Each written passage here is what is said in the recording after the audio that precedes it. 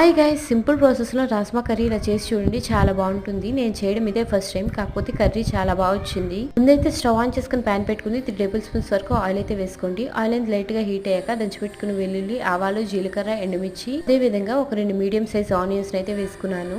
కరివేపాకు కూడా వేసుకున్నాను. వేసుకున్న తర్వాత ఆనియన్స్ అనేది లైట్ గా వేగిన తర్వాత మనం ముందుగానే ఓవర్ నైట్ సోక్ చేసి పెట్టుకున్నాం కదా రాజ్మా, వాటిని అయితే మంచిగా వాష్ చేసుకుని వేసుకోండి. వేసుకున్న తర్వాత తగినంత ఉప్పు, పసుపు కూడా వేసుకుని కూరని అయితే ఒకసారి బాగా కలపండి. ఈ విధంగా బాగా కలుపుకున్నాం కదా, తగిన వాటర్ అయితే వేసుకొని లిడ్ తో అయితే కవర్ చేసుకోండి. ఒక 15 మినిట్స్ తర్వాత మూత తీస్తే రాజ్మా అనేది బాగానే ఉడికింది. ఈ విధంగా అయితే ఇప్పుడైతే ఇందులో తగినంత కారం, అదే విధంగా కొంచెం కర్రీ మసాలా కూడా వేసుకోండి. వేసుకున్న తర్వాత వాటర్ అంతా ఇంకిపోయేంత వరకు ఉంచుకోండి. నేనైతే పచ్చి రాజ్మా వేసుకున్నాను కదా, మీరు బాయిల్ చేసిన రాజ్మా కూడా వేసుకోవచ్చు. కంప్లీట్ గా వాటర్ అంతా పోయేంత వరకు ఉంచుకొని స్టవ్ అయితే ఆఫ్ చేసుకోండి. అంతేనండి, ఎంతో టేస్టీగా ఉండే రాజ్మా కర్రీ అనేది రెడీ అయిపోతుంది. Thank you so much watching అండి. మీరు కనుక మన ఛానల్ ఫస్ట్ టైం చూస్తున్నట్టయితే ప్లీజ్ సబ్స్క్రైబ్ చేసుకోండి.